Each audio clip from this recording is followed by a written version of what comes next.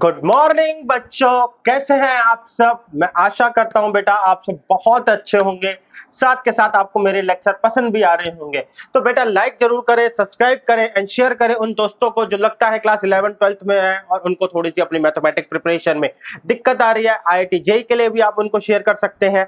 And चलते हैं बेटा, आज देखते हैं हमारे पास क्या है आज का टॉपिक। तो आज है बच्चे हमारे पास मैट्रिक्स एंड डिटरमिनेंट सीरीज का लेक्चर नंबर 10, जिसके अंदर देखेंगे हम condition of consistency and inconsistency in three variable and उसके ऊपर होने वाले क्वेश्चन।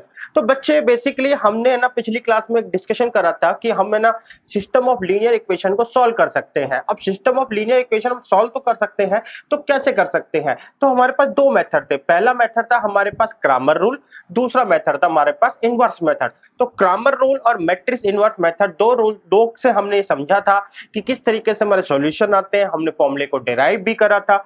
जब हमारे पास एक एक क्वेश्चन करने की बात आई तो मैंने लाइन को थोड़ा सा एक्सप्लेन भी करा था एंड साथ के साथ मैंने आपको यह भी बोला था कि जो प्लेन है उसको भी एक्सप्लेन करा था और उसकी कंडीशंस वगैरह के बारे में मैंने कहा था मैं अगली क्लास में डिस्कस करूंगा। एंड होमोजेनियस इक्वेशन को मैंने डिस्कस करा था। लास्ट क्लास में बेटा एक क्वेश्चन जो था वो एंड में अटक गया था। क्वेश्चन की जब मैंने देखा कि क्यों अटका था तो बहुत कोई खास गलती नहीं थी, मेरे को ध्यान ही पता नहीं कहां पर था। क्योंकि मैंने बताया भी था कि जब मैं लेक्चर बनाता हूं ध्यान कई जगह पर होता है। तो चलिए, तो कोई दिक्कत नहीं है बेटा। सबसे पहले हम रिवीजन से स्टार्ट करेंगे, देन हम आज के बाद टॉपिक को कवर करेंगे। तो बच्चे रिवीजन की बात करूं तो सबसे पहले हम जो है बेटा सिस्टम ऑफ लीनियर इक्वेशन की बात करते हैं।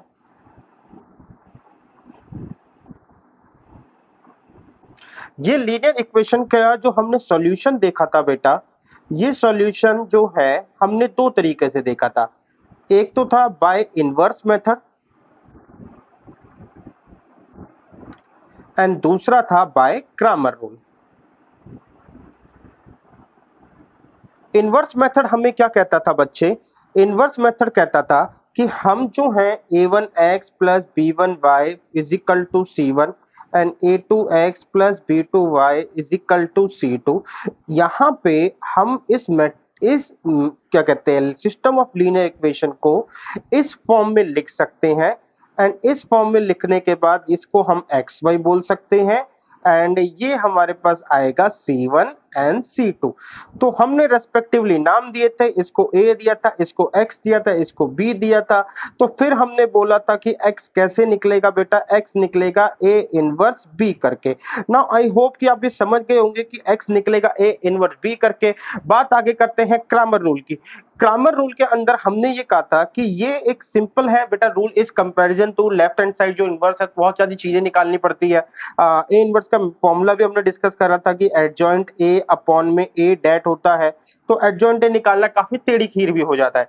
क्रामर रूल के अंदर हमने सीखा था कि अगर हमारे पास डी निकालते थे पहले, ठीक है, डी निकालने के बाद हम ये देखते थे कि जैसे हम ये देखते हैं बेटा, सबसे पहले हम डी निकालते थे a1 b1 a2 b2। D निकालने के बाद बेटा हम d1 निकालते थे जिसको हम dx नाम देते थे, c1 c2 ab1 b2 and फिर हम बेटा साथ के साथ dy भी निकालते थे जिसमें हम a1 a2 b1 sorry c1 and c2 ये सब करते थे। जहां पे x होता था बेटा x into d is equal to d x and y into में d is equal to d y. तो इस तरीके से जो हमारा x निकलता था बेटा वो होता था dx अपॉन में d एंड जो y निकलता था बच्चे हमारा dy अपॉन में d होता था। ये सारी जो कैलकुलेशन है, लॉजिक्स है, ये हम उसमें पढ़ के आ रखे हैं पिछले लेक्चर में। तो अभी तो बस रिवीजन चल रही है। फिर हमने देखा था बेटा कि solution of two variable and two equation that is line। दो वेरिएबल दो इक्वेशन के दो वेरिएबल एंड दो इक्वेशन को हमने सॉल्व करना था, ठीक है ना। तो हमने कहा था कि एक लाइन जो होती है, लाइन के ऊपर हमने जितने भी पॉसिबल केसेस थे, ऑल पॉसिबल केसेस उसको उठाया था।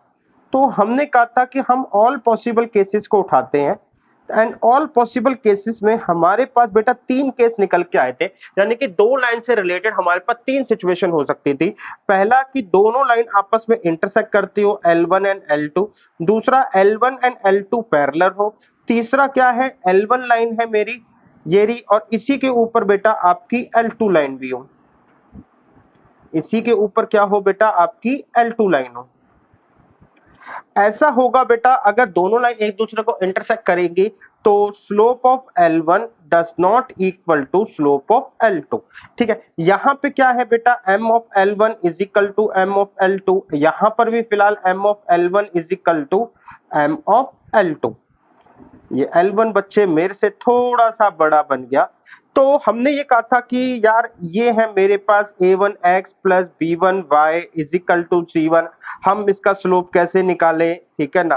तो हमने ये कहा था यार अगर आपको इसका स्लोप निकालना है तो इसका जो स्लोप होगा अगर किसी भी लाइन का निकालना है तो माइनस a1 अपॉन में b1। तो यानी कि बच्चे मैंने कहा था minus a1 upon b1 does not equal to minus a2 upon b2।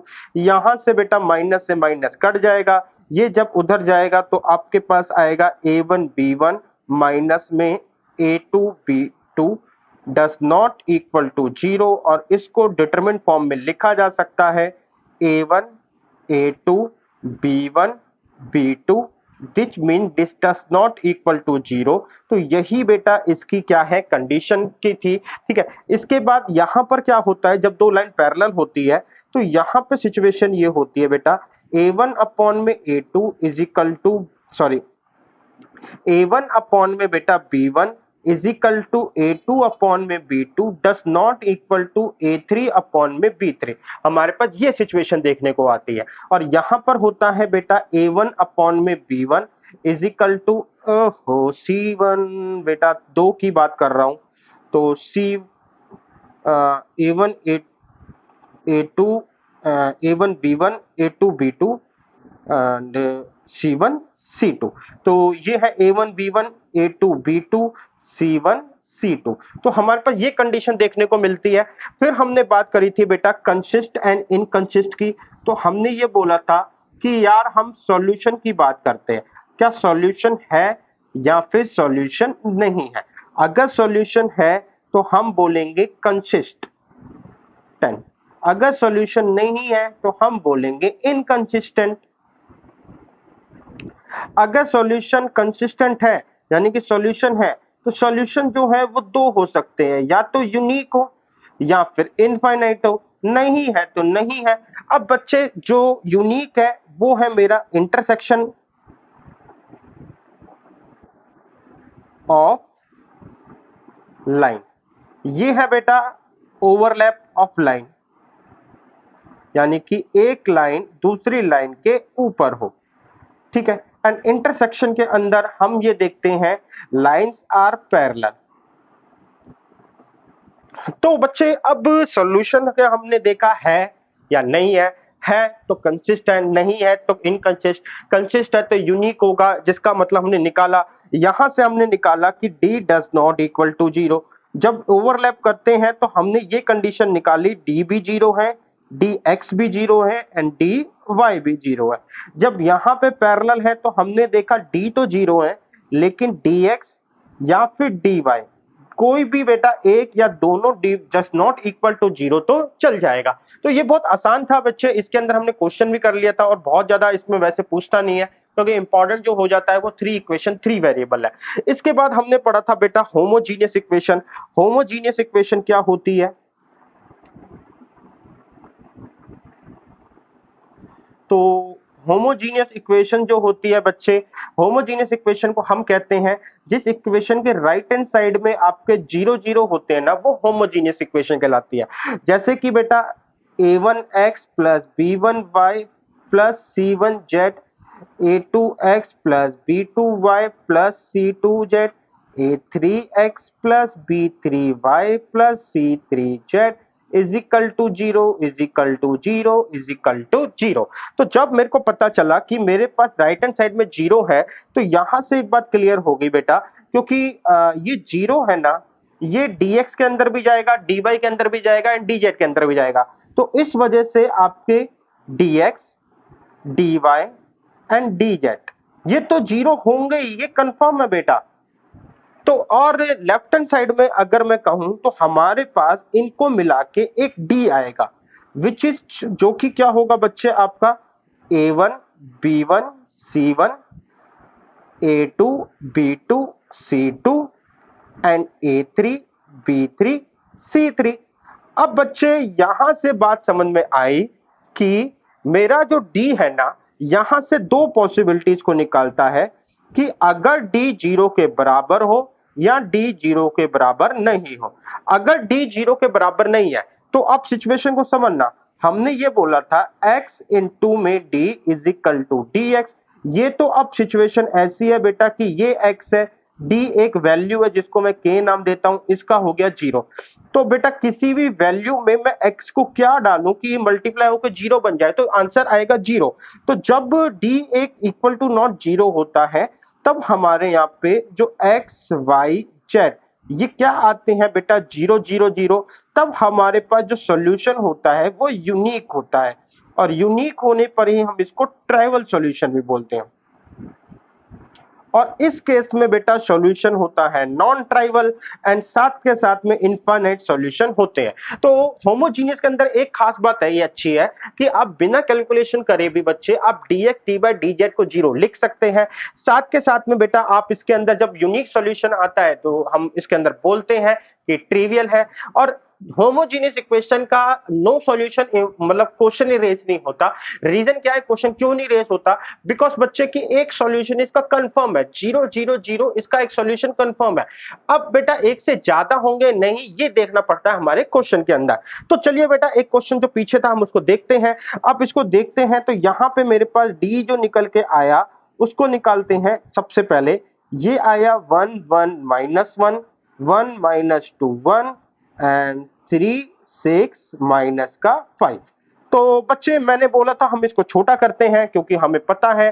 तो C1 change bye C1 plus C2 and C3 and C3 change bye C3 plus C1, ताकि हम जल्दी से इसको सॉल्व कर पाए। यहाँ पे 0 0 माइनस 1 हुआ, ये 2 ये माइनस 1 1 ये हुआ माइनस 2 ये हुआ 1 ये हुआ माइनस 5। तो जब जल्दी से सॉल्व कर पाए तो यहाँ से आएगा बेटा 2 1 जा 2 एंड माइनस माइनस बेटा ये प्लस एंड माइनस, तो ये हो गया बच्चे आपका d0। अब d0 है, हमने बेटा आपको कैलकुलेट करने की जरूरत नहीं है, dx dy भी जीरो आएगा एंड dz भी जीरो आएगा। अब बच्चे यहां से मेरे को ये तो पता है कि हमारे पास सॉल्यूशन इनफाइनाइट है, लेकिन अगर आप डालने पे जाओगे या फाइंड करोगे सॉल्यूशन तो आपके लिए इजी नहीं होगा, क्योंकि आप कोई भी ऐसी वैल्यूज निकालना जो तीनों इक्वेशन को सेटिस्फाई करे बहुत ज्यादा डिफिकल्ट टास्क हो जाएगा, क्योंकि बहुत सारी वैल्यूज है। तो हम आंसर को कैसे दें? क्या कोई जर्नल तरीका नहीं है आंसर को देने का?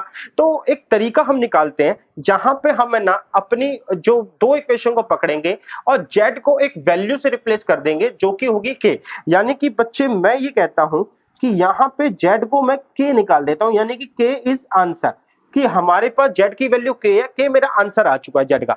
अब k आंसर आ गया है तो मेरे पास इक्वेशन है x प्लस वाई माइनस के इज इक्वल टू 0, दूसरा है x माइनस 2y, ठीक है, यहां से plus K is equal to 0।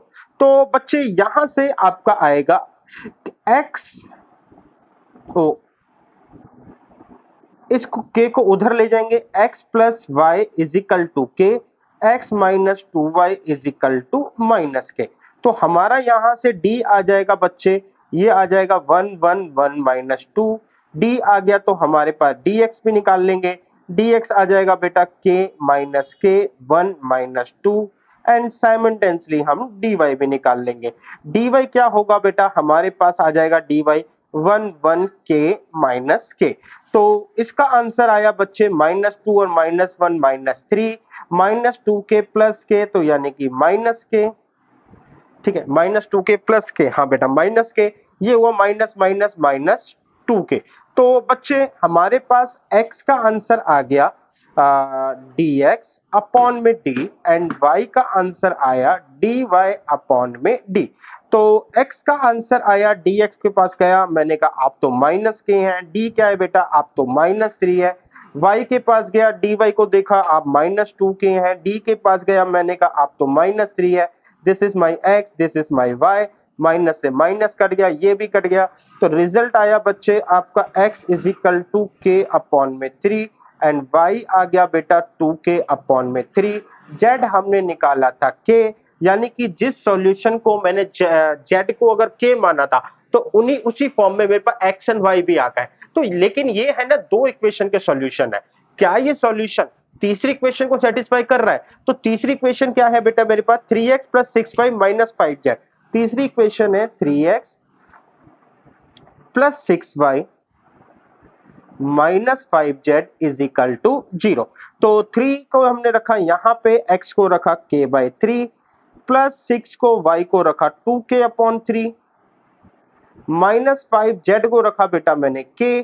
यहां से रिजल्ट आया बच्चे आपका 3 से 3 कट गया, ये आ गया k, ये आ गया 2 यानी कि 4k, यानी और ये आ गया 5k which is equal to बेटा आपस में कट गए इज इक्वल टू 0 यानी कि right hand side. It means बच्चे कि ये जो सॉल्यूशन निकला है ये थर्ड इक्वेशन को भी सेटिस्फाई कर रहा है। तो इसका मतलब तीनों इक्वेशन के ऊपर मेरे को एक सॉल्यूशन सेट मिला। सेट का मतलब क्या है कि एक आंसर का पैटर्न जिसमें x है k बाई 3, y है 2k बाई 3 एंड z है k। अब बच्चे ये k की फॉर्म में निकाला हुआ है, इसका मतलब क्या है? इसका मतलब है कि अब आपको सॉल्यूशन जनरेट करने हैं ना, आप सिंपल k की वैल्यू डालिए, इससे x बाई z तीनों निकल जाएंगे। पिछली बार क्या था कि हमें x के लिए अलग सोचना पड़ रहा था, y के लिए अलग और z के लिए अलग। इस बार मैंने तीनों को एक नए वेरिएबल से कनेक्ट कर दिया जिसका नाम है k। आप k की डिफरेंट वैल्यू डालिए, आपको जैसे जैसे वैल्यूज को डालते जाएंगे आपको डिफरेंट डिफरेंट आंसर मिलते जाएंगे which show that it is a infinite solution, क्योंकि k की वैल्यू आप जितनी मर्जी यहां पर डाल सकते हैं। आई होप कि बेटा होमोजेनियस इक्वेशन आपको समझ में आई, मैं ये मेथड क्यों कर रहा हूं, जिसका रीजन भी आपको मिला है। आगे चलते हैं बेटा, अब बात करते हैं revision of a plane of all possible situation. बच्चे जब हम है ना 3 इक्वेशन एंड 3 वेरिएबल की डिस्कशन करते हैं ना, तो दिस जनरेट अ प्लेन। अब ये प्लेन क्या होता है बेटा?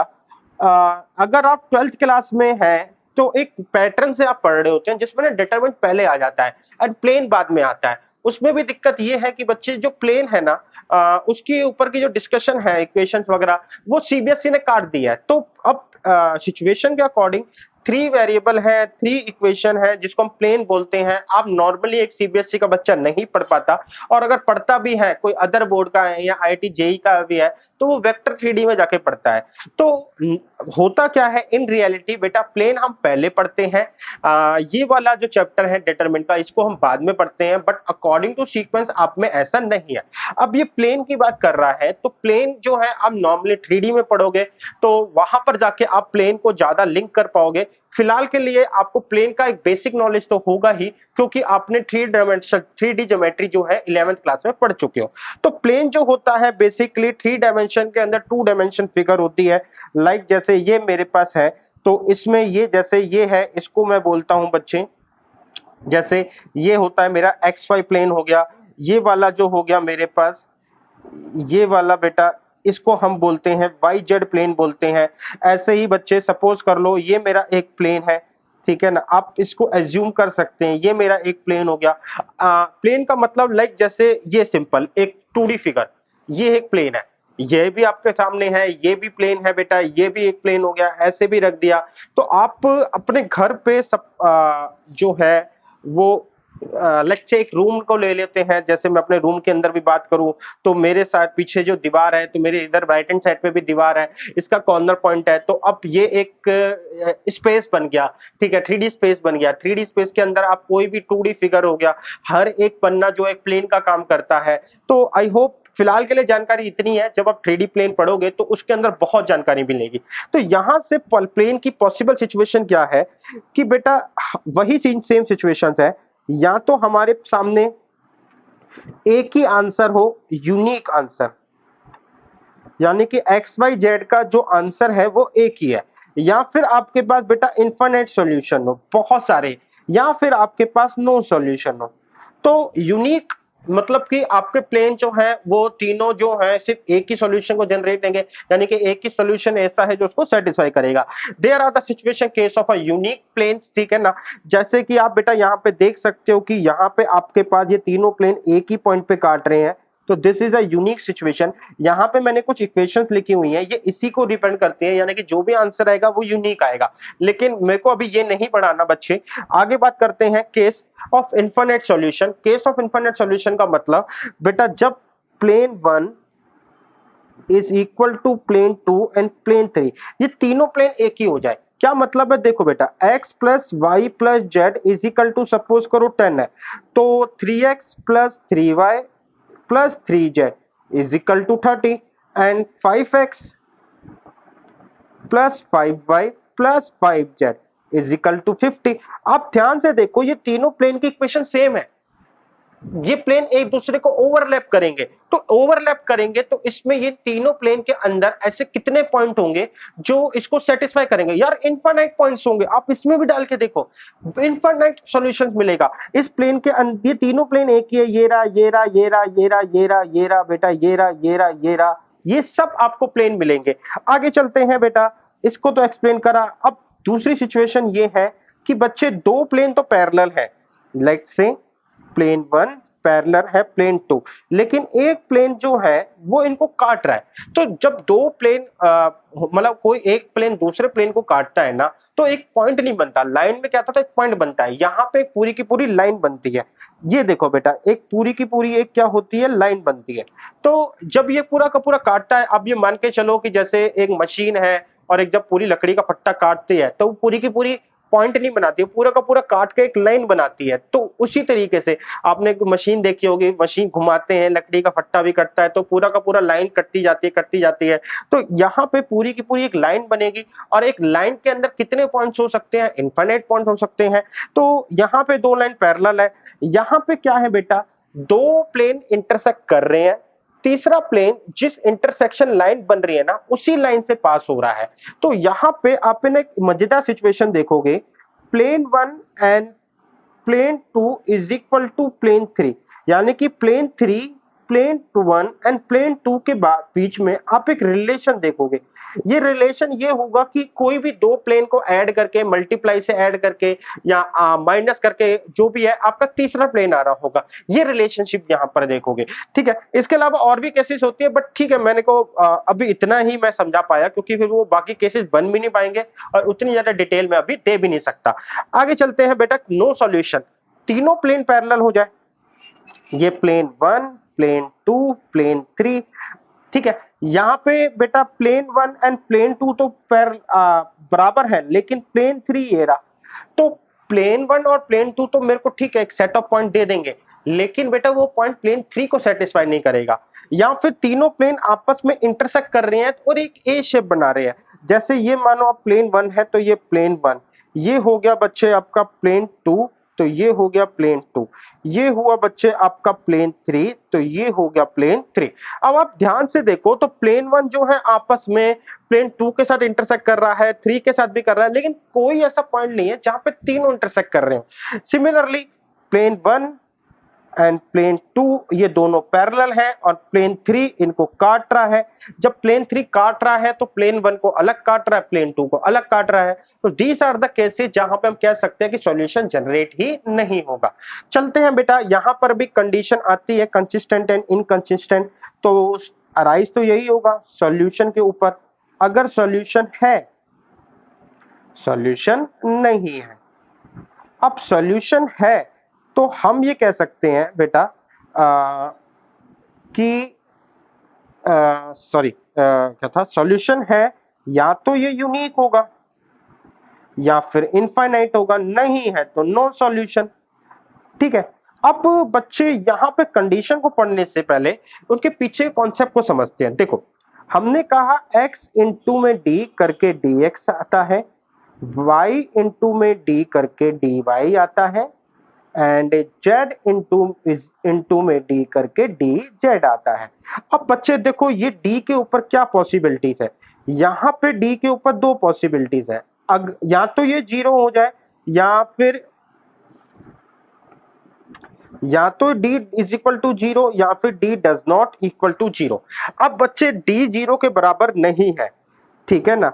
अब d 0 के बराबर नहीं है एंड यहां से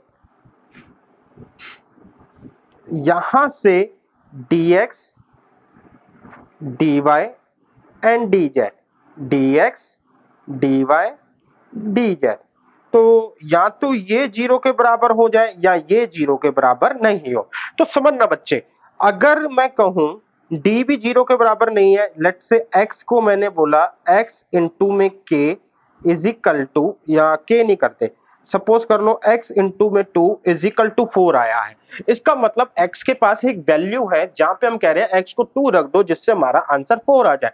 तो यहां पे एक यूनिक सॉल्यूशन हो गया, यानी कि एक ही आंसर है। तो इस ठीक है, दूसरी बात यह है कि d 0 हो जाए लेकिन dx dy dz 0 हो। इसका मतलब ये है x इंटू में 2 is equal to 0, y into में 2 y इंटू में 2 is equal to 0 and z into में 2 इज इक्वल टू 0। ध्यान से देखो बेटा, x y z की कोई ऐसी वैल्यू नहीं है जहां पर हम ये कह सके कि यार अगर मैं x की वैल्यू 2 से मल्टीप्लाई करूं तो रिजल्ट 0 आ जाएगा, या y की वैल्यू 2 से मल्टीप्लाई करूं 0 आ जाएगा, या z की वैल्यू मल्टीप्लाई करूं 2 से तो रिजल्ट आ जाएगा। तो इसका मतलब है यहां पे भी बेटा कि कहते हैं x y z का हमारे पास ऐसा कोई आंसर या सॉल्यूशन नहीं है, ठीक है। तो यहां पे हमने कहा कि यूनिक सॉल्यूशन होने के लिए d does not equal to 0 होना काफी है, ठीक है। अच्छा, अभी मैं इस केस को डिस्कस और कर लूं फिर आपको बताता हूं। अब बात आती है कि d 0 के बराबर हो जाए, लेकिन फिर से वही दो कंडीशन, dx dy dz, ठीक है, ये भी 0 के बराबर हो जाए एंड यहां पर dx dy एंड dz, ठीक है, ये डज नॉट इक्वल टू 0। तो यहां से सिचुएशन बनी कि x इंटू में 0 इज इक्वल टू, सपोज कर लो dx आया 2, y इंटू में 0 ये आया 3 एंड z इंटू में 0 ये आया 4। तो बच्चे यहां से मैं ये कह रहा हूं कि x y z की ऐसी कोई वैल्यू नहीं है जो 0 से मल्टीप्लाई होकर 2 जनरेट करे। यहां पे बेटा मेरे पास x y z की वैल्यू है x is equal to Y is equal to 0, थोड़ा सा गलत मैंने एक्सप्लेन कर दिया पहले। तो इसका मतलब है जब मेरे पास सॉल्यूशन है, ठीक है, तो यहां पे d does not equal to 0, जब नहीं है तो d इक्वल टू 0, d 0 के बराबर है and dx dy dz does not equal to 0 and dx dy dz does not equal to 0।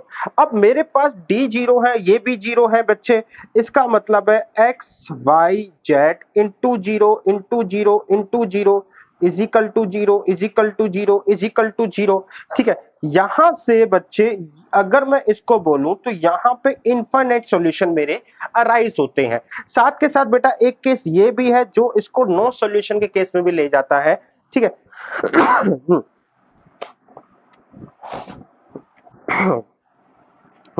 तो जब मैं बात करता हूं इनफाइनाइट की, तो यहां पे केस आते हैं कि d भी 0 है, dx dy and dz this also equal to 0, लेकिन यहां से दो केस अराइज हो सकते हैं, या तो इनफाइनाइट सॉल्यूशन हो सकता है या फिर नो सॉल्यूशन हो सकता है। अब इनफाइनाइट होगा नो होगा ये डिपेंड करता है, जब हम क्वेश्चन के अंदर डिस्कस करेंगे जानेंगे कैसे है ये सॉल्यूशन। तो कुछ क्वेश्चंस लिए हैं जो आपकी ये प्रॉब्लम को समझेंगे, दूर करेंगे। चलिए देखते हैं बेटा अब उन क्वेश्चंस को। तो देखो, by using the determinant solve the following equation system of a linear equation. तो मेरे को तो यार ये पता है, सबसे पहले मेरे को d चाहिए होता है, फिर मेरे को dx चाहिए होगा, dy चाहिए होगा। d जो है मेरा बेटा वो क्या है,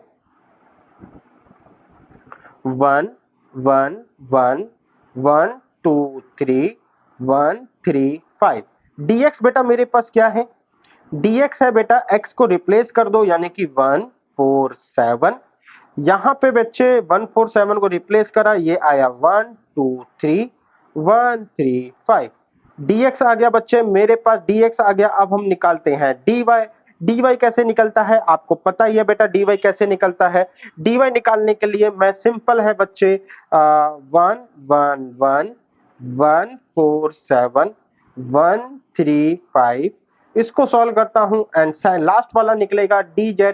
dz को जब मैं सॉल्व करूंगा बेटा ये आ जाएगा मेरे पास लास्ट वाला, ये होगा बच्चे 111123147।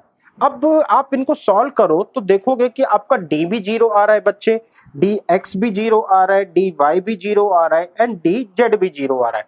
इसका मतलब यहाँ पे या तो अब तो पॉसिबिलिटी है, या तो यहाँ पे एक ही सॉल्यूशन होगा या फिर यहाँ पे इनफाइनाइट, या सॉरी, या तो यहाँ पे नो सॉल्यूशन होगा या फिर यहाँ पे इनफाइनाइट सॉल्यूशन होगा। अब ये पता कैसे चला है, तो कोई दिक्कत नहीं है, मैं दो इक्वेशन को आइडेंटिफाई करता हूं, पहली और दूसरी, जो कि है बेटा यहाँ पे, और यहां पे z की वैल्यू को मैं एक वैल्यू दे देता हूं, मैं कहता हूं यहां पे वैल्यू है k। तो x plus Y plus K is equal to 1, x plus Y plus K is equal to 1। दूसरी इक्वेशन है बेटा x plus 2y, x plus 2y plus 3z, sorry 3k is equal to plus 3k is equal to क्या आ गया बेटा आपका 4 आ गया। तो अब रिजल्टिंग चीजें ये हैं बच्चे कि मैं ये कह रहा हूं हम अपनी इक्वेशन को x plus Y is equal to 1 minus K, x plus 2y is equal to 4 minus 3k, हम अपनी सिचुएशन को ये रखते हैं। अपनी सिचुएशन को ये रखा, फिर से हमने यहाँ पे d कैलकुलेट करा विच इज इक्वल टू 1112। ठीक है, फिर से यहाँ पे मैंने dx निकाला, dx निकलेगा कैसे बेटा आपका 1 माइनस के एंड 4 माइनस 3k एंड यहाँ पे बेटा dx आ गया, x आ गया, यहाँ पे 1 एंड 2, यहाँ पे बेटा dy आ गया। dy क्या है बच्चे आपके पास, ये है 1 माइनस के 4 माइनस 3k। जब इसको सॉल्व करा तो मेरे को ये तो मिल गया आपका 1, ये मिल गया बच्चे आपका 1 माइनस 2k, आई थिंक ये होगा बेटा आपका 2 माइनस 2k 4 माइनस 3k, तो 2 माइनस 4k, तो बच्चे ये आ रहा है आपका 2 minus minus plus k minus 2 and ये आ जाएगा बच्चे आपका 3 माइनस में 2k। तो बच्चे अब यहां से क्योंकि d1 निकला है, मेरे पास x है, ठीक है ना, क्या x की वैल्यू आई k माइनस 2, y की वैल्यू आई बेटा मेरे पास 3 माइनस 2k एंड z की वैल्यू आएगी बेटा, हम ऑलरेडी एज्यूम कर चुके हैं k। क्या ये बेटा इक्वेशन हमारे पास अब ये है कि हमने है ना x y z सबकी value in the form of k निकाली। तो सबसे पहले इन द फॉर्म ऑफ k निकली, इसका मतलब ये है बेटा कि दो लाइन के ऊपर तो सॉल्यूशन है, यानी कि दो प्लेन आपस में एक दूसरे को हो सकता है काट रहे हो, एक के ऊपर एक को, तो इसका मतलब दो प्लेन के ऊपर तो सॉल्यूशन है। अब ये दो प्लेन के जितने भी पॉइंट्स है जो हम जर्नल फॉर्म में निकाले हैं, क्या ये तीसरे प्लेन को सेटिस्फाई कर रहे हैं? अगर हम देखें तीसरे प्लेन की इक्वेशन क्या है बेटा, तीसरा प्लेन है x plus 3y plus 5z is equal to 7, x plus 3y plus 5z is equal to 7। x plus 3y plus 5z is equal to 7, जिसमें x की वैल्यू निकाली है बेटा, तो मैंने यहाँ पे लेफ्ट हैंड साइड लिया, x की वैल्यू मैंने क्या निकाली है k माइनस 3, तो x की वैल्यू बच्चे k माइनस 3 निकली है, y की वैल्यू निकली है 3 माइनस 2k, तो 3 माइनस में 2k प्लस में 5k, रिजल्ट मेरे पास आएगा k माइनस 3 प्लस 3 3 जा 9 माइनस 6k प्लस 5k, तो 9 में से k माइनस 2 है बेटा। तो ये सब आपस में, अब देखो यहाँ पे ये k से k कट रहे हैं, 9 में से 2 गया तो मेरे को 7 आया which is equal to right hand side. इसका मतलब ये है बेटा कि हमारे पास उस जो वेरिएबल फॉर्म में हमने इक्वेशन निकाले उसने तीसरी प्लेन को भी सेटिस्फाई कर दिया।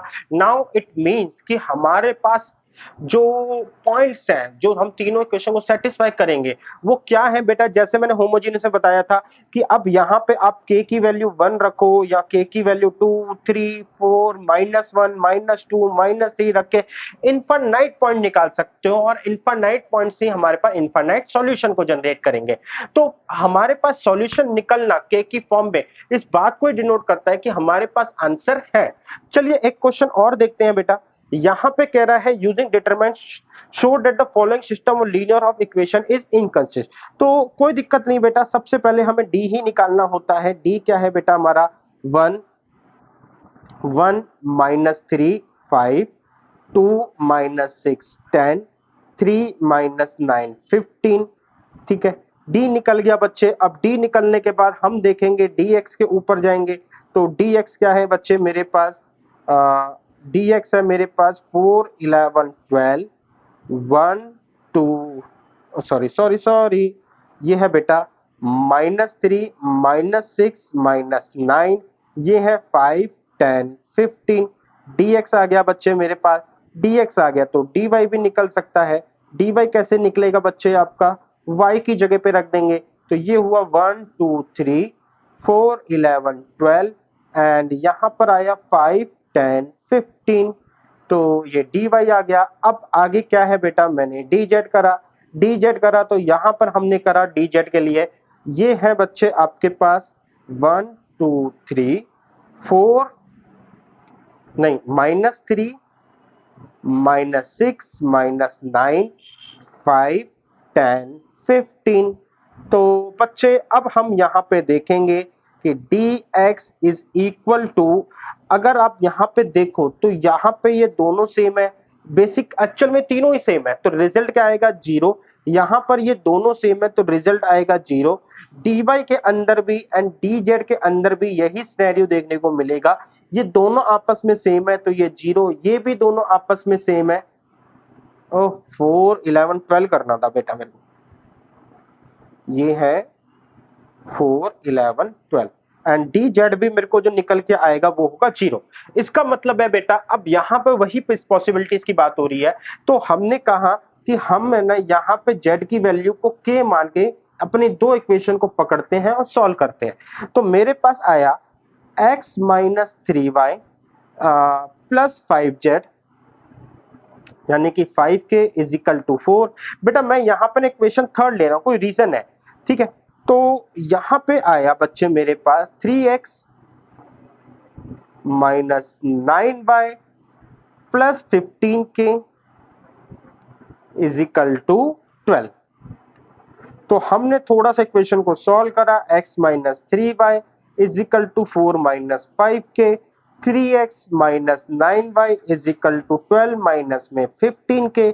अब बच्चे सबसे पहले मैं d निकालूंगा यानी कि 1 - 3 3 - 9। जब इसको सॉल्व करूंगा तो मेरे पास -9 प्लस 9 इज इक्वल टू 0। यार जब हमने दोबारा d निकाला फिर 0 आ गया। अब ये d 0 आ गया, इसका मतलब कि अब हमारे पास आंसर नहीं है क्योंकि d अपॉन में जाएगा बेटा। जब हमारे पास आंसर नहीं है तो अब हम करें क्या, ठीक है। तो क्यों नहीं निकला आंसर इसका मतलब क्या हुआ, इसका मतलब ये है कि बेटा इस बार जो सॉल्यूशन है ना, जो हमें तीन इक्वेशन दे रखी है, ठीक है ना, वहां पे सॉल्यूशन है ही नहीं, एग्जिस्ट ही नहीं करता। कोई भी दो इक्वेशन लेके हमारे पास कॉमन सॉल्यूशन नहीं आ रहा। जब दो में ही कॉमन नहीं आ रहा तो हम तीसरे में कैसे मैच करवाएंगे। तो इसका मतलब यहां से बच्चे ये नो सॉल्यूशन का केस हो गया, ये बात तो क्लियर हुई। अब नो सॉल्यूशन का हुआ क्यों, अब आप ध्यान से देखो यहां पे है ना पहली लाइन और तीसरी लाइन, पहली इक्वेशन और तीसरी इक्वेशन जो है ये प्लेन 1 और प्लेन 3 को आपस में बराबर कर रही है। और प्लेन 2 जो है अगर आप इसको थोड़ा सा ऑब्जर्व कर पा रहे हो तो ये प्लेन 2 जो है 2 6 10 इस और इज इक्वल टू 11 यानी कि पैरेलल टू प्लेन 2 कर रही है। तो ये जो सिनेरियो बना है वो ये वाला बना है बच्चे आपका कि जहां पे दो प्लेन आपस में एक दूसरे बराबर है और प्लेन 3 जो है ना पैरेलल है। दैट्स व्हाई आपका सॉल्यूशन नहीं निकला इन दी फॉर्म ऑफ के भी नहीं निकला। के की फॉर्म में से आपका क्या कहते हैं मतलब दो इक्वेशन को ही कह सकते हो वो सॉल्व नहीं हो पाया, क्योंकि हालांकि उसके अंदर और भी कंडीशंस है, लेकिन वो अभी उसका फायदा नहीं है, इतना ज्यादा डेप्थ में नहीं है बेटा, यहीं तक ही सीमित है। तो रिजल्टिंग फिगर जो आई, अब हमारे पास जब दो इक्वेशन को सॉल्व करके वो ये कहते हैं कि इसका सॉल्यूशन प्रेजेंट नहीं है। चलिए आगे देखते हैं। कहता है कि बताओ ये इक्वेशन जो है ना इनकंसिस्ट है। मैंने कहा ठीक है यार, चेक कर लेते हैं, कोई दिक्कत नहीं है। सबसे पहले निकालेंगे डी, जो कि निकलेगा 2 माइनस 1 1, ये निकलेगा बेटा आपका 1 3 2, ये निकलेगा 3 2 3, डी निकल गया। अब बच्चे हम dx को निकालते हैं। अच्छा, डी को जब सॉल्व करेंगे तो बच्चे मेरे पास एक्चुअल में ना, मैं पिछली क्लास से थोड़ा सा सबक लेके आया हूं, तो मैं ऑलरेडी जो है ना सॉल्यूशन लिख कर ही आया हूं कि इसका रिजल्ट क्या है। तो इसका रिजल्ट आएगा 0, क्योंकि मैं क्लास में कैलकुलेट करूंगा, बाई चांस ऊपर नीचे होगा, वही क्लास का टाइमिंग वेस्ट होता है बेटा। तो यहां पर हम करेंगे तो dx हो जाएगा बेटा, हम x की जगह पे रिप्लेस कर देते हैं 4 12 10, 4 12 10। अब मेरे पास बचा -1 3 2 1 2 3। जब इसको सॉल्व करा तो ये आया -16। तो हमने कहा था अगर डी जीरो हो जाए एंड dx या dy या dz में से कोई भी जीरो के बराबर नहीं है, तो this is case of a no solution. तो यहाँ पे हमें के को मानने वाली कोई जरूरत नहीं है। तो अब आपको एक क्लैरिटी मिल गई होगी कि बच्चे कब हमारे पास नो सॉल्यूशन होता है, कब हमारे पास सॉल्यूशन होता है। नो सॉल्यूशन के अंदर दो तरीके हैं, या तो हम डी जो है वो जीरो निकले, dx dy dz में से तीनों में से कोई भी एक जीरो नहीं निकले, या फिर तीनों जीरो निकल तो रहे हैं, लेकिन अब बात आती है कि क्या हम उस कंडीशन को सेटिस्फाई कर रहे हैं जहां पे हम एक वेरिएबल को के मान के एक्चुअल में दो वेरिएबल की इक्वेशन बना के उसको सॉल्व करते हैं, एंड क्या वो सॉल्यूशन तीसरी इक्वेशन को सेटिस्फाई करता है। अगर ऐसा है तो ही हम कह सकते हैं कि हमारे पास इनफाइनाइट है, अदरवाइज नो सॉल्यूशन में चला जाएगा। ठीक है, दोनों केसेस आप क्लियर हुए। अब बच्चे कुछ अच्छे क्वेश्चन कह रहा है, find the value of lambda for which the following equation system of equation fail to a unique solution. बेटा यूनिक को फेल करना है ना, तो सिंपल है, D does not equal to a zero. ठीक है, sorry, D equal to a zero, क्योंकि यूनिक में D does not equal to zero होता है। तो इसका मतलब है कि अगर मैं यहां पे डी लिखूं which is equal to a lambda 3 minus 1 1 2 1 minus lambda 1 2। अब मैं डी को अगर मैं यहाँ पे सॉल्व करता हूं तो हमने क्या कर रखा है, हमें यहाँ पे जीरो के बराबर रखा। जब मैंने जी को जीरो के बराबर रखा, मतलब डी को हमने सॉल्व करा, तो मैंने बताया कि मैं सॉल्यूशन लिख के आया हूं ताकि क्लास का टाइम बर्बाद ना हो। तो लैम्डा की वैल्यू आ गई 7/2, -7 माइनस प्लस -7/2। तो इसका मतलब है लैम्डा की वैल्यू -7/2 रखोगे तो आपको जो है ना डी जो है वो जीरो मिल जाएगा। अब डी जीरो आती है, हमारे पास यूनिक सॉल्यूशन का सिचुएशन खत्म। अब या तो इनफाइनाइट होंगे या फिर नो होंगे। आगे कहता है कि क्या हम लैम्डा की वैल्यू रख दे तो हमारे पास कोई सॉल्यूशन है। लैम्डा की वैल्यू हमने क्या रखी है, -7/2, ये आया x plus 3y minus Z is equal to 1, ये आया बेटा x plus 2y plus Z is equal to 2, ये हुआ 7/2x plus Y plus 2z is equal to 1। अब मुझे ये पता है कि यार मैंने लैम्डा जो है ना वो जानबूझ के ऐसा ही निकाला है जिससे डी जीरो हो जाए, तो इस इक्वेशन में मुझे डी तो नहीं निकालना। अब मैं dx पे जाता हूं, तो मैंने कहा dx क्या आएगा, मैंने कहा बेटा dx जो आएगा, dx मेरे पास आएगा बच्चे, ये आएगा 1 2 माइनस 1, 1 2 माइनस 1, यहां से आया 3 2 1, और ये आया -1 1 2। जैसे मैंने dx निकालना है वैसे ही मेरे को dy भी निकालना है, dz भी निकालना है। लेकिन बेटा अगर dx से मेरे पास सपोज कर लो कोई वैल्यू आ गई, ठीक है ना, तो मेरे को आगे सॉल्व करने की जरूरत ही नहीं है। अब मैं जैसे dx को सॉल्व करूंगा तो मेरे पास जो आंसर आएगा ना वो -16 आएगा। इसका मतलब ये है कि d तो जीरो आ गया। कैसे आ गया, मैंने d को जीरो निकाला लैम्डा की वैल्यू -7/2 करके, लेकिन जब मैंने ये रखा वैल्यू ना तो मेरे पास dx जो है वो does not equal to zero आया है, which show it is a no solution. I hope बच्चे आपको ये क्लियर हुआ कि नो सॉल्यूशन क्यों है। आगे चलते हैं बच्चे, मेरे पास एक क्वेश्चन और है। For what value of a and b the following system is consist? Consist का मतलब होता है बेटा सबसे पहली बात सॉल्यूशन है। अब सॉल्यूशन है ये हमने बोला, तो सॉल्यूशन है तो बच्चे दो तरीके से हो सकता है, या तो d does not equal to zero हो या फिर d इक्वल टू जीरो हो एंड इसके बाद dx dy एंड dz भी जीरो हो एंड एक कंडीशन एंड है बेटा एंड कंडीशन भी सेटिस्फाई करता हो, तब जाके हम ये कह सकते हैं कि हाँ यार ये सिचुएशन पॉसिबल है। तो कह रहा है कि ए और बी की हम क्या क्या वैल्यू रखें। तो सबसे पहले देखो, मैंने कहा हमने डी निकाला, ठीक है, हमने डी निकाला तो हमने कहा 1 1 1 2 5 ए 1 2 3, ये हमने डी निकाला। अब डी देखा, जो हमने सॉल्व करा डी को, तो डी जो आ रहा है मेरा 8 माइनस ए आया। अब सबसे पहले मैं बात करता हूं फॉर यूनिक सॉल्यूशन।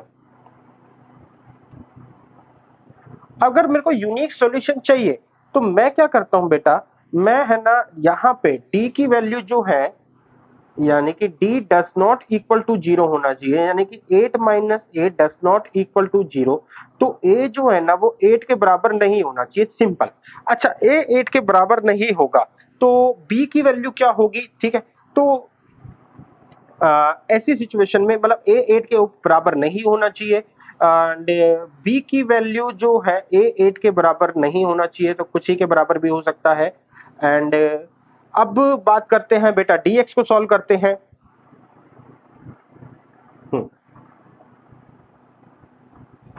बेटा dx क्या हमारा है, वो है 1116, ओ सॉरी 6b14,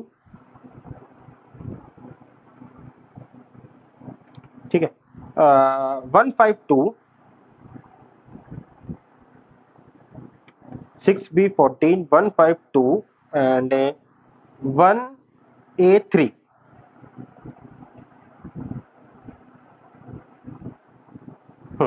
तो यहां से बेटा मेरे को जो dx मिला, अगर मैं a की वैल्यू 8 रखता हूं या फिर चलो ठीक है a की वैल्यू 8 रखता हूं, तो मेरे को जो dx मिल रहा है बेटा वो है 36 माइनस बी। अब dy निकालते हैं, जिसमें 6b14 1a3 एंड ये है बेटा 121 1। बेटा a की वैल्यू मैं जानबूझ के 8 रख रहा हूं, ठीक है। तो यहां से जो मेरे को dy मिलेगा वो मिलेगा बच्चे आपका 0 एंड तीसरा है बेटा dz which is equal to 121 152 6b14। तो यहां से dz जो आपको मिलेगा वो आएगा 36 माइनस में b। तो बच्चे अब मेरे पास dx dy dz हमने निकाले हैं, ठीक है ना। जब भी बेटा मैं यूनिक सॉल्यूशन की बात करूं तो एक्चुअली मेरे को है ना सॉल्यूशन दे नहीं रखा। तो यूनिक सॉल्यूशन के लिए एक ही कंडीशन है कि a does not equal to 8 होना चाहिए। अब यूनिक सॉल्यूशन हो गया, अब मैं चलता हूं किसके ऊपर, अब मैं चलता हूं इनफाइनाइट सॉल्यूशन के ऊपर। इनफाइनाइट सॉल्यूशन तब होगा सबसे पहले d बराबर होना चाहिए जीरो के, यानी कि 8 माइनस ए जीरो के बराबर होना चाहिए। a की वैल्यू आएगी आपकी 8। जैसे a की वैल्यू 8 आई तो मैंने dx को कैलकुलेट करा, जो कि आया क्या 36 माइनस बी, dy आपका 0 आया एंड dz आपका आया 36 माइनस बी।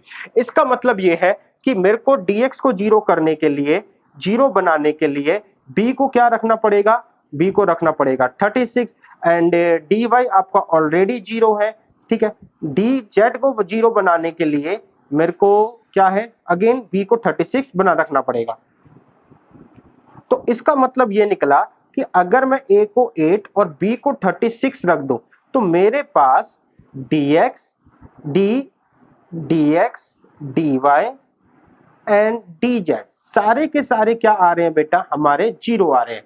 लेकिन point of the question is, क्या बेटा सारे 0 आना हमको ये बताते हैं इनफाइनाइट सॉल्यूशन है? तो ऐसा नहीं है। देखना, अब मेरे को बच्चे टेस्ट करना पड़ेगा। टेस्ट कैसे करते हैं, मैं अपनी इक्वेशन को फिर दोबारा लिखता हूं, x plus Y plus Z is equal to 6, x plus Y plus Z is equal to 6।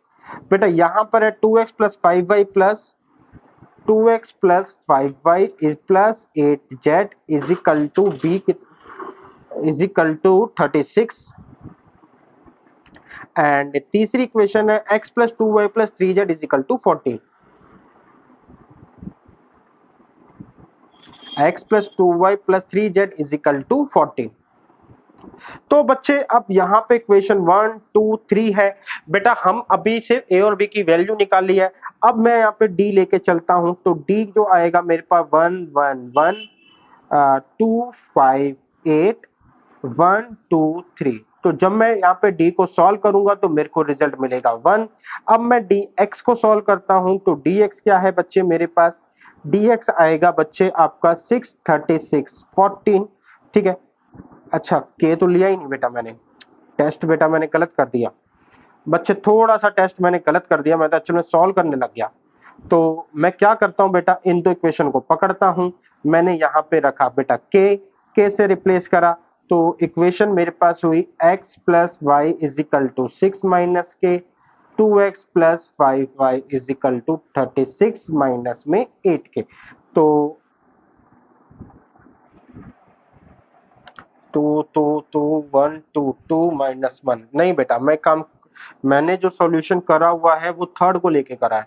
इसका मतलब x plus 2y is equal to 14 minus में 3 के, तो d जो आएगा अब 2 1 और 1। ठीक है, तो बच्चे अब यहां से मैंने d निकाला, वो आया 1 1 1 2, तो ये आया बेटा d1। फिर मैंने dx निकाला, dx क्या आया 6 माइनस के, ठीक है ना, 14 माइनस 3 के 1 एंड 2। ठीक है, एंड फिर यहां से निकाला dy मेरे पास आया बच्चे आपका 1 2 6 माइनस के 14 माइनस में 3 के। तो d आया आपका, dx हमने निकाला, यहां से निकला बच्चे मेरे पास 6 दूनी 12 12 माइनस 2 के माइनस 14, तो ये आया बेटा 3 माइनस 3 के एंड 2 के। तो मेरे पास आया एक के बचेगा और 2 बचेगा, विच मीन के माइनस 2। एंड dy की वैल्यू निकालेंगे तो 14 माइनस 3 के माइनस 12 माइनस 2 के, तो यानी कि 3 के माइनस 2 के,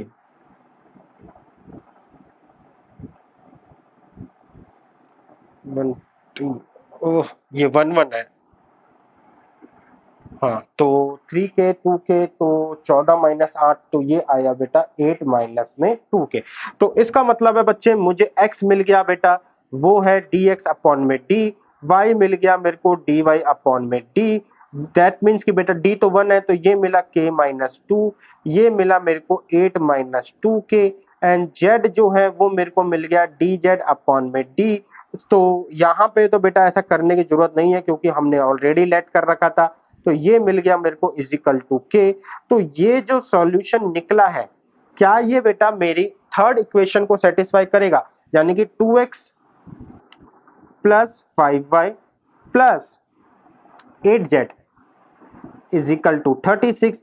मैंने यहाँ पे लेफ्ट हैंड साइड का टैग लगाया, लेफ्ट हैंड साइड का टैग लगाया, तो मैंने यहाँ पे लेफ्ट हैंड साइड में 2x की वैल्यू क्या निकली है, k माइनस 2, y की वैल्यू निकली है 8 माइनस 2 के, z की वैल्यू निकली है बेटा मेरे पास k, तो ये आया 2k माइनस 4 प्लस में 40 माइनस 10 के प्लस में 8 के।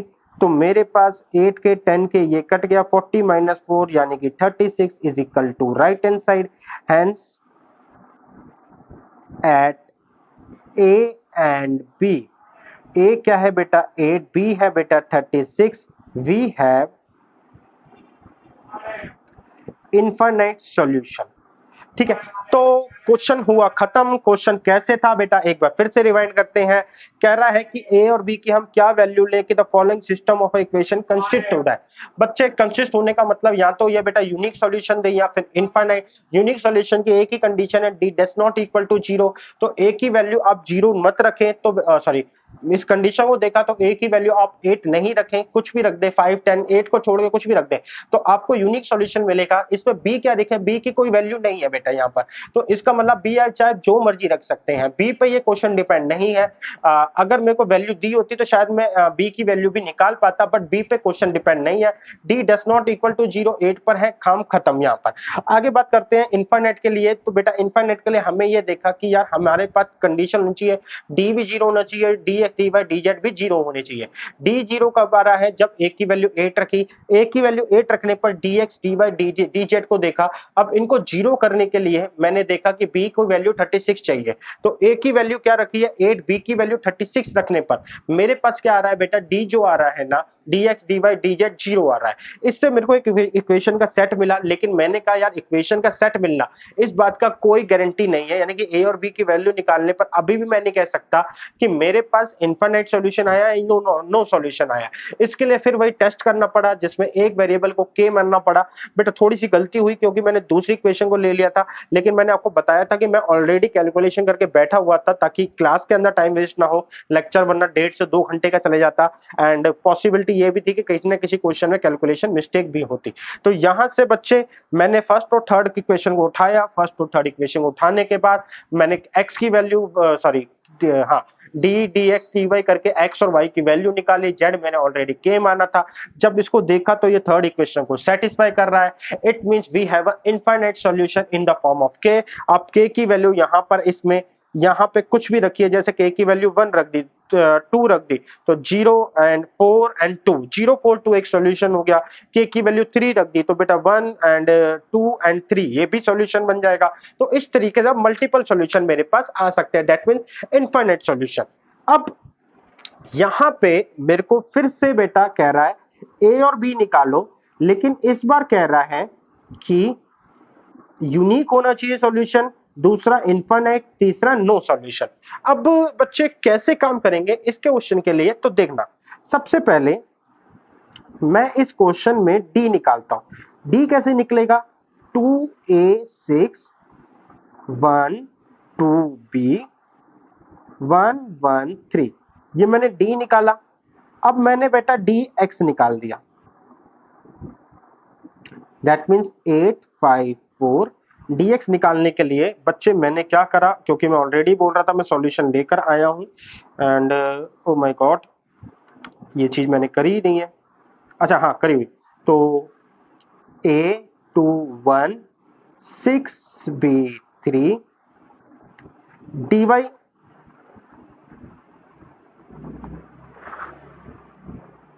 D Y D D X D Y D Y D Y D Y पर आया, D D X D Y में हमने क्या करा 2 1 1 एंड 8 5 4 6 b 3 एंड यहाँ पे करा बेटा मैंने डी जेड करा, तो मेरे पास क्या आया, तो ये आया 2 1 1 8 5 4 एंड यहाँ पर नहीं आएगा 8 5 4,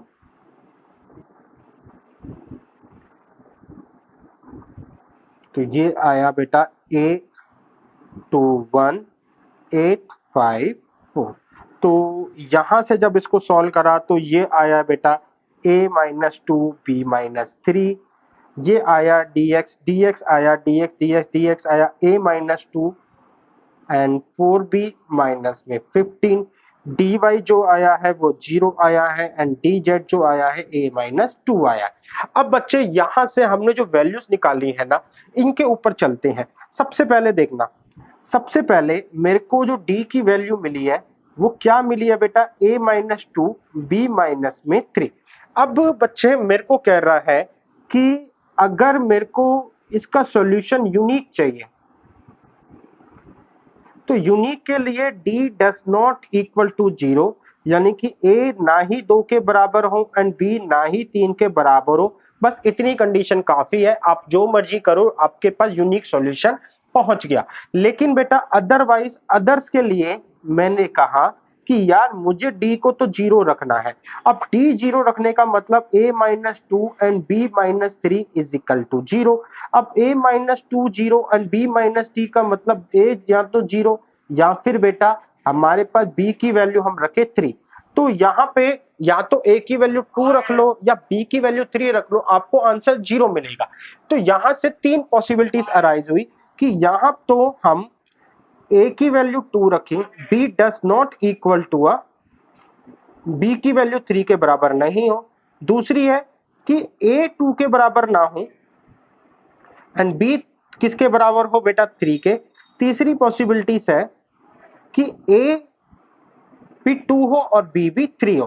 तो अब d को 0 बनाने के लिए बेसिकली हमने तीन कंडीशन होती है, या तो a काम कर जाए या b काम कर जाए या फिर दोनों ही काम कर जाए। तो हमारे तीन केस बने। जब मैंने देखा a मेरा 2 है तो मैंने देखा कि यहाँ पे d तो आपका ठीक है, क्योंकि यहाँ पे ये सारे केसेस आपके d को 0 बनाने के लिए हुए हैं। लेकिन dx क्या आएगा, तो हमने बेटा dx निकाला हुआ है क्या, a minus to 4b minus 15। तो a माइनस टू की वजह से a की वैल्यू 2 रखने की वजह से ये 0 हुआ, ठीक है ना। dy क्या है बेटा मेरे पास, dx dy एंड dz। तो dx dy dz, dy क्या है बेटा, dy ऑलरेडी 0 है और ये a की वैल्यू रखने पर 0 बेटा 0 हो जाएगा। आप देख सकते हैं कि बच्चे यहाँ पे अगर मैं a की वैल्यू 2 रख दूं तो यहां पर भी a की वैल्यू 2 रख दूं तो ये दोनों 0 और ये ऑलरेडी 0 है। तो इसका मतलब है बच्चे कि a की वैल्यू 2 रखी जाए और b की वैल्यू 3 को छोड़कर कुछ और भी रख दी जाए तो हमको एक सिनेरियो मिलेगा जहां पे सारे 0 हैं। अब यहां पे ही बेटा केस अराइज होगा कि यहाँ पे या तो इनफाइनाइट होगा या फिर नो सॉल्यूशन होगा। तो इसके लिए ही हमें क्या करना पड़ेगा, टेस्ट। तो चलिए टेस्ट बाद में करेंगे। यहाँ पे आया a 2 नहीं रखते लेकिन b 3 रखते हैं, तो d तो 0 हो गया, लेकिन dx में अगर हम b की वैल्यू 3 रखें तो यहाँ पे dx does not equal to 0।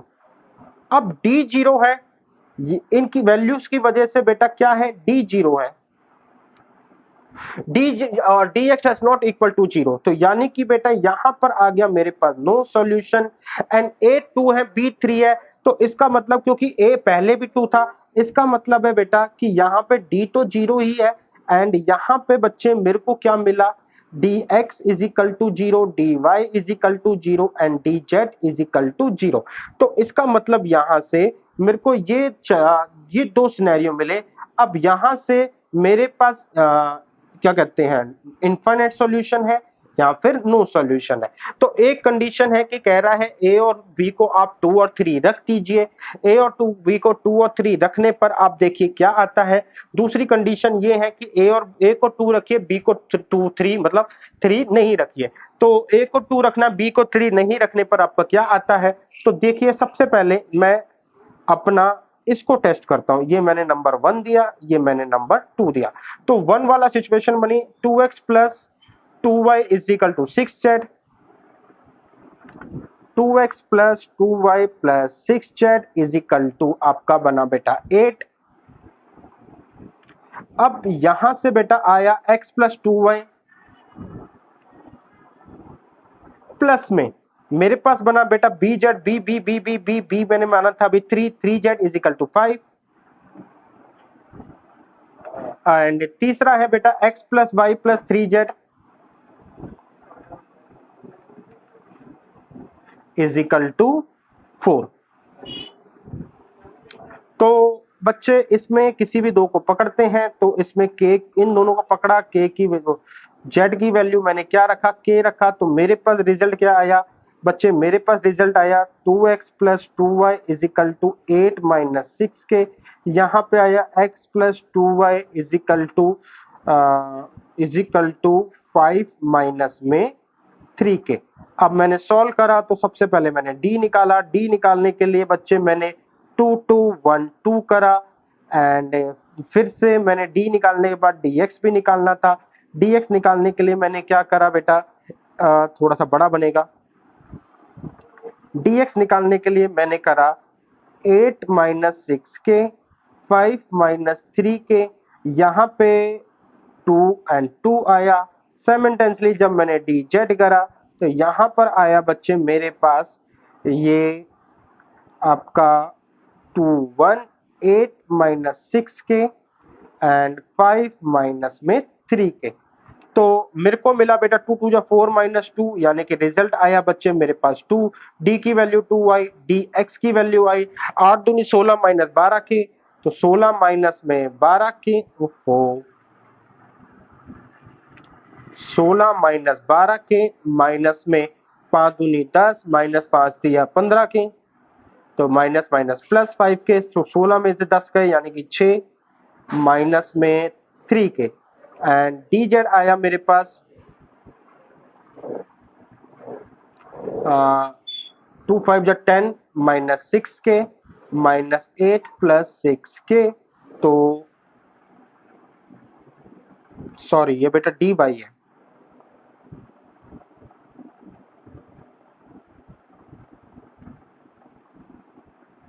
तो मेरे को मिला बेटा 6k से 6k आपका कट गया, 10 में से ये गया 2, तो आपको मेरे को जो आंसर मिला वो है बेटा x का 6 माइनस 3k अपॉन में 2, y का मिला बेटा 2 अपॉन में 2 यानी कि 1 एंड z का मिला बेटा, जब मैंने z का आंसर देखा तो z का आंसर मेरा ऑलरेडी k था। अब मेरे को जो तीनों आंसर मिले हैं यानी कि ये वाले और ये वाले, इसको मैं उठाऊंगा तीसरी इक्वेशन में रखूंगा, तो मेरे पास x की वैल्यू है 6 माइनस 3k अपॉन 2 प्लस में बेटा 1 एंड प्लस में बेटा 3k इज इक्वल टू 4, तो 6 minus 3k plus 2 plus 6k, तो हमारे पास अगर आप देखो तो left hand side does not equal to a right hand side, तो इसका मतलब है यहाँ पे ये नो सॉल्यूशन दे रहा है। क्लियर? आई थिंक आपको ये बात क्लियर हुई। तो इसका मतलब बेटा यहाँ पे अगर हम b की वैल्यू 3 नहीं रखेंगे, b की वैल्यू 3 नहीं रखेंगे तो हम यहाँ पे रखते हैं 5। तो अब जो मेरे पास इक्वेशन है 2x plus 2y plus 6z is equal to मेरे पास है 8, ठीक है, एंड x प्लस 2y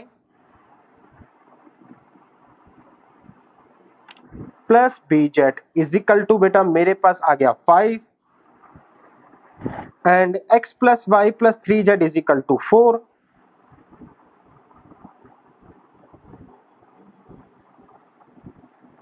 तो b बेटा एक ही जगह पर था। अब यहां पे बेटा ये b है ना, ये कह रहा है इस बार कि b जो है ना हमें 3 नहीं रखना, तो मैं एक काम करता हूं फॉर सिंप्लिसिटी, या तो b को 1 रख देता हूं, तो मेरे को एक आसान सी फिगर मिल जाएगी। b की वैल्यू मैं 1 रखता हूं, 3 नहीं रखनी, b की वैल्यू आप चाहे 0 भी रख सकते हैं, तो मेरे को 3 मैंने 1 रख ली, तो मेरे को मिला बच्चे यहाँ पे 2x, अच्छा z is equal to k रखा तो 2x plus 2y is equal to 8 minus 6k, x plus 2y is equal to 5 minus में b की वैल्यू z की वैल्यू k रखने पर मिला।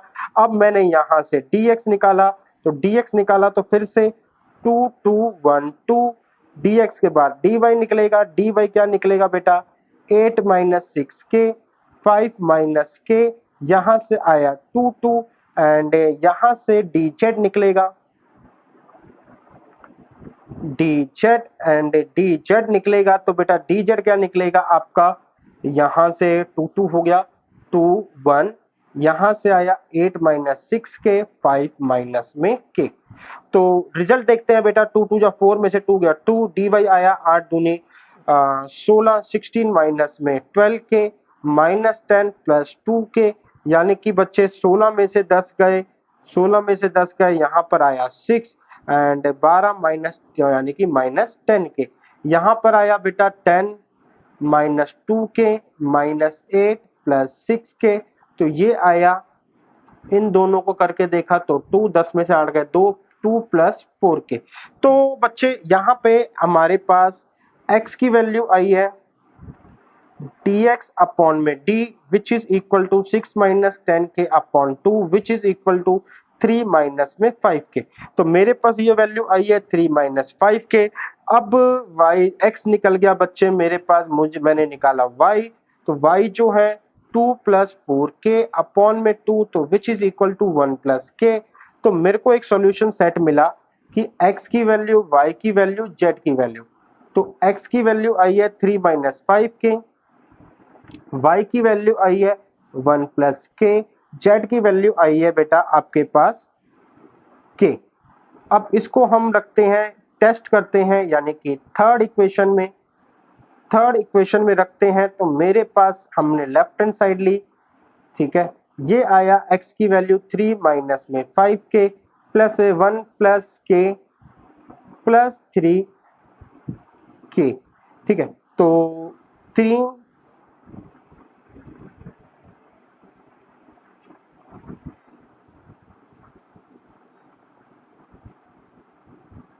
2 प्लस 2k होगा बेटा, 1 प्लस 2k।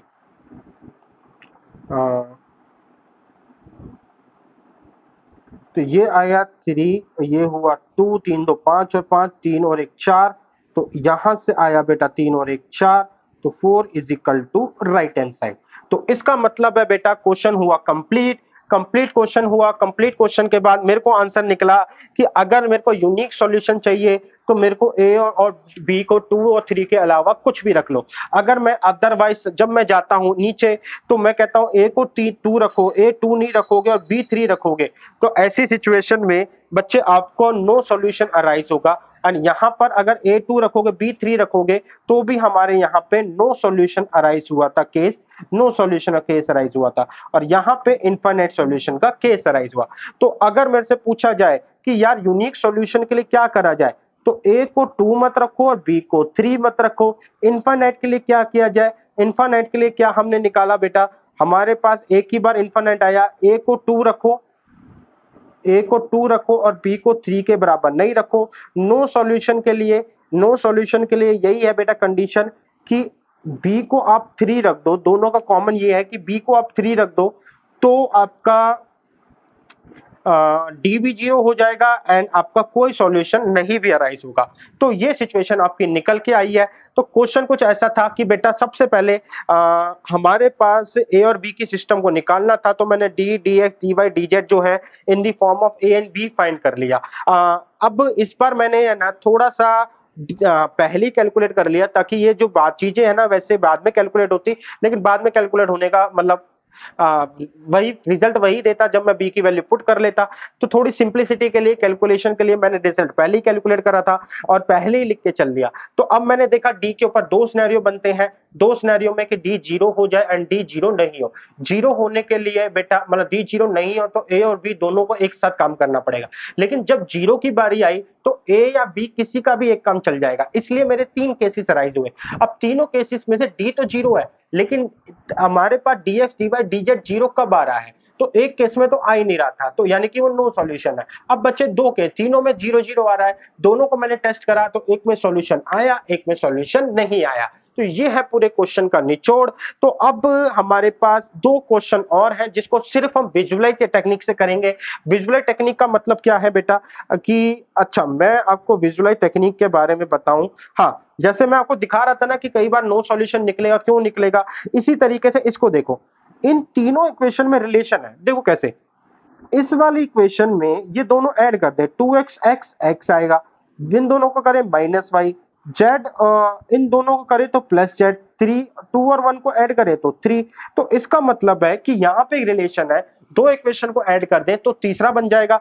यहां पर देखें बेटा, 3 में से 2 गया 1, ठीक है, minus y minus 2, 2 minus 3 minus z, 3 में से 5 गया 1।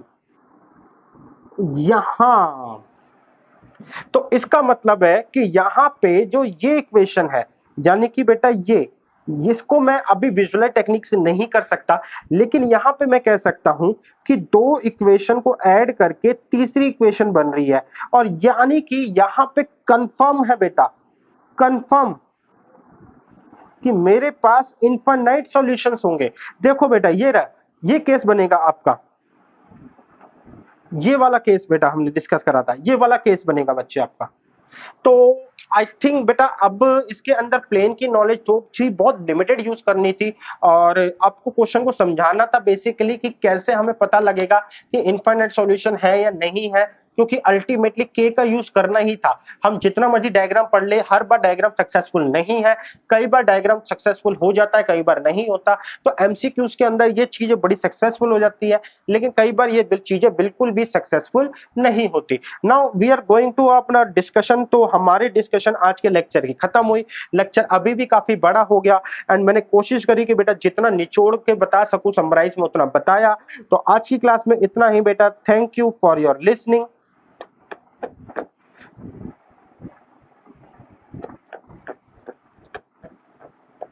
ठीक है, मिलेंगे बेटा बहुत जल्द लेक्चर नंबर 11 के साथ। अभी के लिए टाटा बाय बाय एंड